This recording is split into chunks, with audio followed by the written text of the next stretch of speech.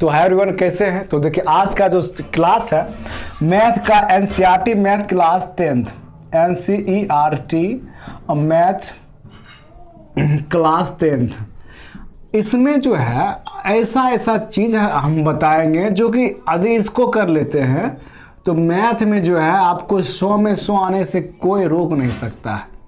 100% हम गारंटी लेते हैं आपका कि 100 में 100 आ जाए, है कि नहीं?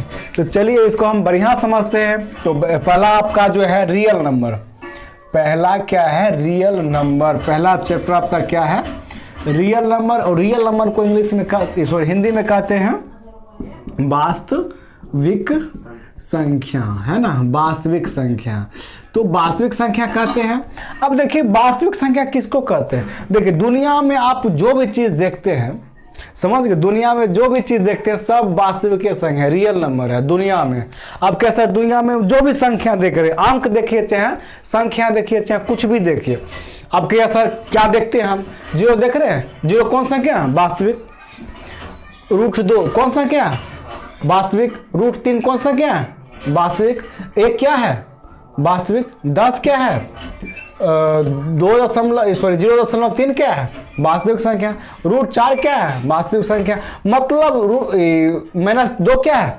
वास्तविक संख्या। मतलब दुनिया में जो भी संख्या है ना सब वास्तविक है, जिसे हम अपनी आंखों से जिस संख्या को देख सकते हैं, जिसका प्रयोग कर सकते हैं, सब वास्तविक संख्या। और वास्तविक संख्या, अब हम इसका डेफिनेशन कैसे बताएंगे? तो वास्तविक संख्या जो होता है परिमेय संख्या और अपरिमेय संख्या के संग्रह को, समूह को वास्तविक संख्या कहते हैं।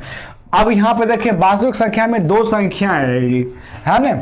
पहला हो जाएगा परिमेय संख्या। पहला क्या होगा? परिमेय संख्या। और दूसरा जो होगा अपरिमेय संख्या। अपरिमेय संख्या। अपरिमेय संख्या। तो रिकॉर्ड हो रहा है? हाँ ठीक है। तो होता क्या है, जैसे कि यहाँ से मतलब थोड़ा सा जगह स्पेस, ठीक है, इतना आ जाएगा काफ़ी है। तो देखिए परिमेय संख्या और दूसरा होता है अपरिमेय संख्या। अब देखिए परिमेय संख्या किसको कहेंगे और अपरिमेय संख्या किसको कहते हैं? तो आप लोगों ने समझे कि वास्तविक संख्या किसे कहते हैं। तो देखिए वास्तविक संख्या आप लोग समझ गए होंगे कि परिमेय संख्या और अपरिमेय संख्या के परिवार को वास्तविक संख्या कहते हैं, जिसमें परिमेय संख्या भी रहेगा और अपरिमेय संख्या रहेगा, दोनों मिला रहेगा तो इसको कहेंगे वास्तविक संख्या। अकेले रहेगा तो ये कोनो दिक्कत की बात नहीं है, फिर भी वो वास्तविक संख्या ही होगा। तो हमने समझ गए। और कहेगा कि वास्तविक संख्या कितने प्रकार के होते हैं? बोलेंगे 2 प्रकार के, एगो परिमेय संख्या और एगो अपरिमेय संख्या, है कि ना? वास्तविक संख्या 2 प्रकार के होते हैं, परिमेय संख्या और अपरिमेय संख्या। अब ध्यान से ये चीज देखने की बात है कि परिमेय संख्या किसको कहेंगे और अपरिमेय संख्या किसको कहेंगे, देख लीजिए। तो देखिए परिमेय संख्या जो होता है वैसी संख्या जो p/q के रूप में हो, वही संख्या जो p/q के रूप में हो तो उसे परिमेय संख्या कहते हैं। अर्थात जिसका वर्गमूल निकल जाए, जो पूर्ण वर्गमूल में हो, है कि नहीं? अब जैसे कि मान लीजिए कोई संख्या है, ये 2 है, तो ये p/q के रूप में आ सकता है ना? क्यों? 1 हम रख देंगे नीचे से, ये परिमेय संख्या हो गया। और ये परिमेय संख्या हो गया, ये भी ठीक है, जिसे p/q के रूप में लिख सकते हैं, परिमेय संख्या होगा। और एक दूसरा है कि पूर्ण वर्गमूल में होना चाहिए, जैसे कि मान लीजिए √4, वर्गमूल कितना निकलेगा? 2। √16, वर्गमूल कितना निकलेगा? 4। नहीं कुछ बटा में 1 लगाते जाएंगे तो परिमेय संख्या हो गया। अब ये बात यहाँ तक तो समझ गए। कभी कभी आपको जो रहेगा ये परिमेय संख्या समझ गए, वो संख्या जो p/q के रूप में लिखा जाए। अब एक चीज और समझिएगा कि q डज नॉट 0 रहेगा तो परिमेय संख्या होगा ना। एक पॉइंट ये भी आ जाएगा कि q डज नॉट 0 रहेगा तो परिमेय संख्या होगा। अब क्या सर q डज नॉट 0 का मतलब क्या है? तो q डज नॉट 0 का मतलब जो होता है q मतलब जैसे मान लीजिए कि हम लिखते हैं कि 5/7, क्या लिखते हैं? 5/7। अब 5/7 में ऊपर वाला कहते हैं p और नीचे वाला कहते हैं q। अब q का मान 0 नहीं होना है, इसका मतलब कि हमें जो q का जो वैल्यू होगा वो 0 नहीं लेने के लिए कह रहा है, है ना। यदि आप मान लीजिए कि 5/q के जगह पे 0 रखिएगा तो ये क्या हो जाएगा, अपरिमेय संख्या हो जाएगा। और यदि ऊपर में है 0 तो हमें कोई दिक्कत की बात नहीं है, लेकिन नीचे वाला 0 नहीं होना चाहिए। नीचे वाला 0 होगा तो अपरिमेय संख्या हो जाएगा, परिमेय संख्या नहीं होगा।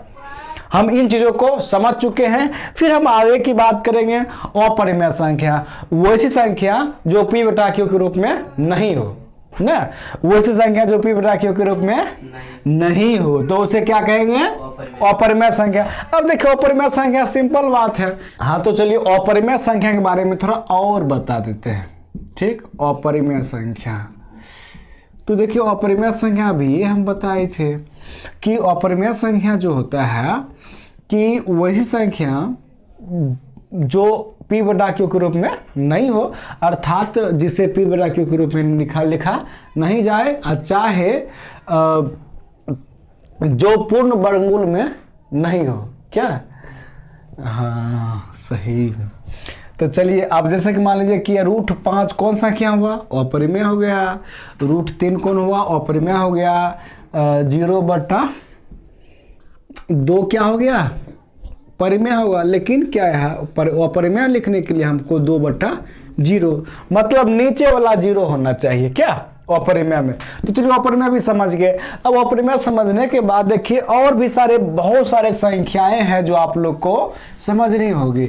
अब चलिए थोड़ा सा हम समझते हैं कि अंक क्या है ना। अंक, आंसर को अंक या अंक लिखकर डैश देना है, अंक समझना है। ठीक है, अंक को इंग्लिश में आप सबको पता होगा कि डिजिट कहते हैं। अंक को इंग्लिश में क्या कहते हैं, डिजिट, है ना। अंक को इंग्लिश में कहते हैं डिजिट। मतलब क्या होगा, अंक यानी कि 0 1 2 3 4 5 6 7 8 9 को ही अंक कहते हैं, को ही अंक कहते हैं ना, अंक कहते हैं। अब देखिएगा अंक कहते हैं, देखिए अब यहां से सिंपल समझिए अंक किसको कहते हैं। देखिएगा आप लोग जब फोन में, मोबाइल फोन में जब रिकॉर्ड करते हैं तो रिकॉर्ड करते हैं क्या करते हैं उसको, जब भी मतलब टिपते हैं, जैसे कीपैड मोबाइल देखते हैं, कीपैड मोबाइल उसमें लिखा रहता है 1 2 अलग अलग, उसको क्या कहते हैं, अंक। उसमें 0 से लेकर और 9 तक जो होता है अंक रहता है, नहीं रहता है, 0 से 9 तक अंक। 10 देखें, 10 नहीं रहता है। 10 एक आपका नंबर बन गया है। 10 क्या है, आपका संख्या बन गया। 10 क्या है, नंबर, संख्या, है ना। नंबर इसको कहते हैं, संख्या को इंग्लिश में NUMBER, नंबर। तो संख्या जो होती है यानी कि प्रश्न कितने के जवाब को क्या कहते हैं, संख्या। प्रश्न कितने के जवाब को क्या कहते हैं, संख्या कहते हैं, संख्या कहते हैं। अब सिंपली अब समझिएगा कि कैसे सर।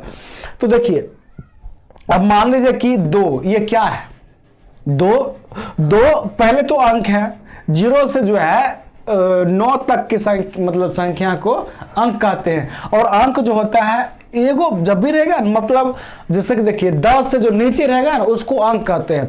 और यही अंक से, और ये इसकी संख्या कितनी होती है, कोई बोलिएगा, 10 होती है ना।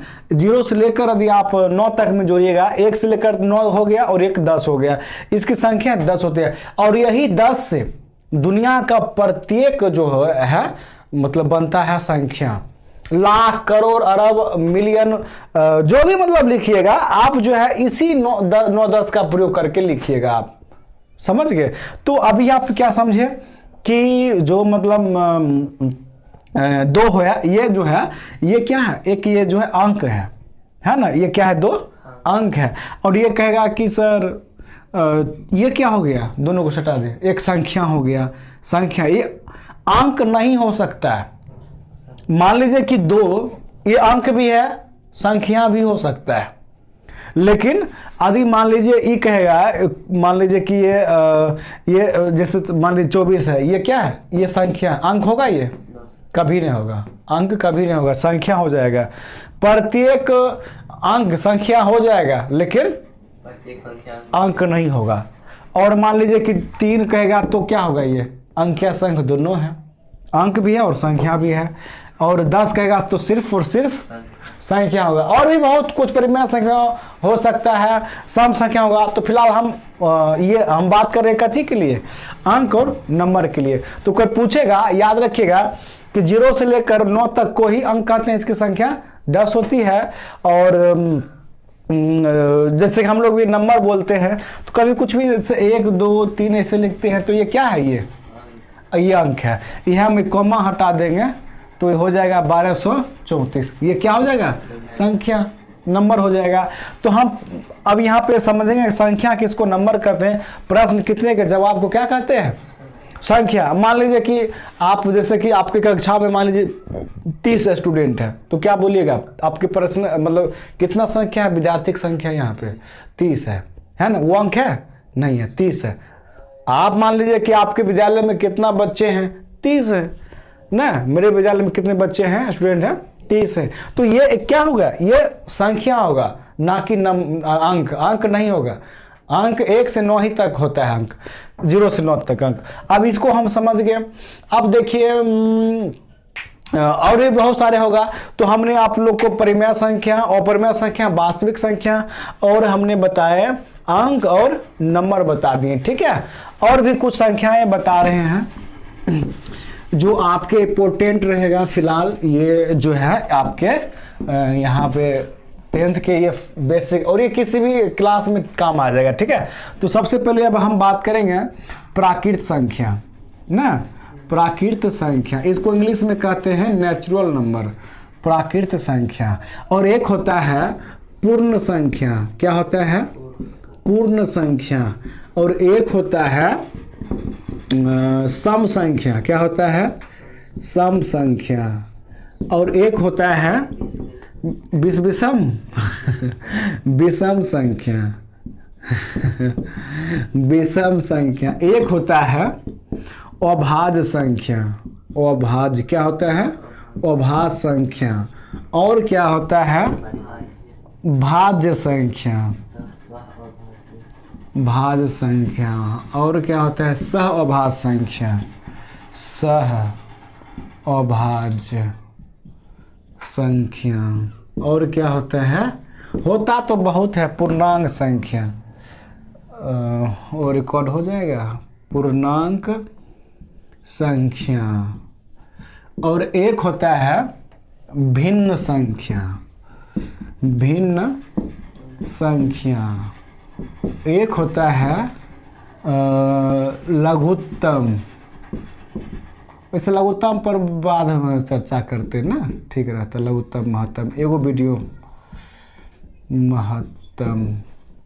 तो चलिए ये दोनों को फिर बाद में भी कर सकते हैं, लेकिन फिलहाल ये सब समझा देते हैं और आप लोग को याद ही रह जाएगा। देखिए प्राकृत संख्या जो होता है ना, गिनती की संख्या, जिसे हम गिन सकते हैं उसे प्राकृत संख्या कहते हैं, समझ रहे हैं ना। जिस संख्या को हम गिन सकते हैं, इसको काउंटिंग कर सकते हैं, उसे क्या कहते हैं, प्राकृत। जैसे कि मान लीजिए 1 2 3। अब मान लीजिए कि आप जैसे कि एक बोरा है, उसमें कितना चावल है, गिन सकते हैं, नहीं है, तो वो प्राकृत संख्या भी है लेकिन अनंत। वो गिन सकते हैं लेकिन बहुत दिन लगेगा गिनने में, या तो हम भूल भी जाएंगे, या तो एगो 10 इधर रखेंगे तो फेंटा जाएगा, पता नहीं चलेगा। वो तो छोटा छोटा चीज है। तो प्राकृत संख्या को, तो सबसे छोटा प्राकृत संख्या क्या होगा, 1, और सबसे बड़ा प्राकृत संख्या अनंत। गिन तो सकते हैं लेकिन जो होगा वो अनंत, इन्फिनाइट है, इसलिए हम बढ़िया से गिन नहीं सकते हैं। तो ये समझ गए। तो कोई पूछेगा सबसे छोटा प्राकृत संख्या, तो क्या बोलेंगे 1, और सबसे बड़ा अनंत।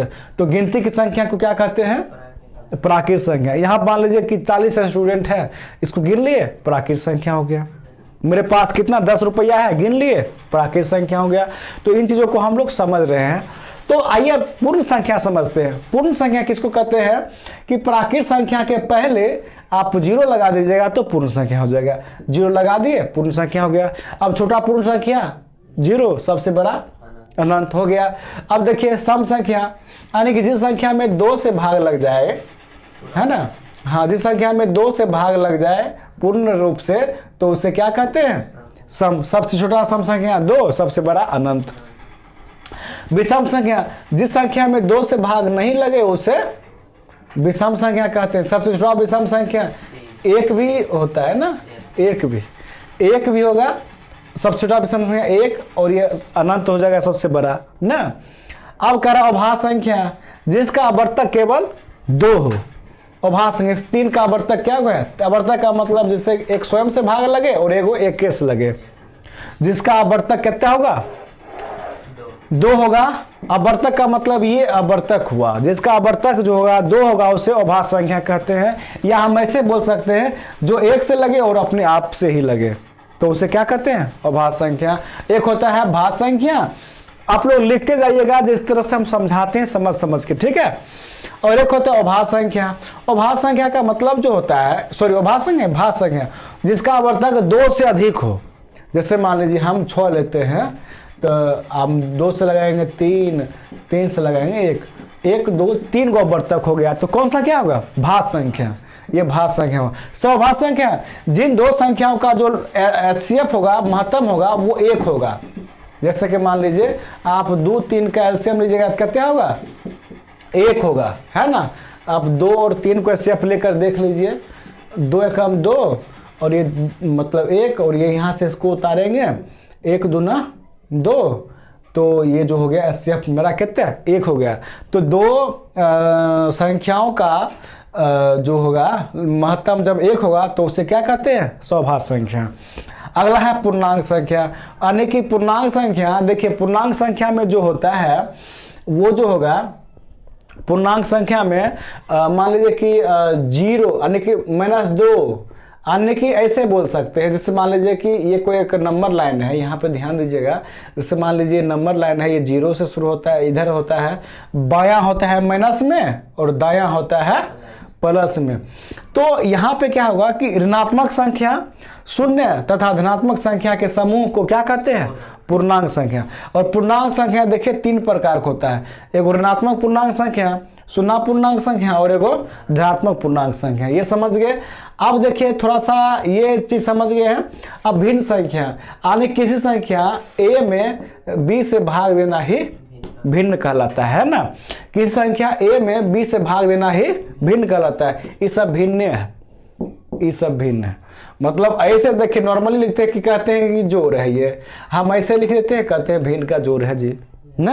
ये अब ये हो गया। अब लघुत्तम और महत्तम के बारे में नेक्स्ट टॉपिक में वीडियो आएगी और बढ़िया से मतलब क्लियर रूप से आएगी, ठीक है। इसके लिए आप जब नए होंगे चलो को सब्सक्राइब कर लीजिएगा और बेल आइकन घंटी को दबा लीजिए ताकि फिर से जो है वीडियो अपलोड करेंगे तो पहुंच जाएगा। एकदम मस्ती से पढ़िए और कई सर हंस रहे हैं तो बिल्कुल हंस रहे हैं, क्योंकि इंसान को हंसना चाहिए। हंसने से जो है दिमाग का शांति मिलता है और क्या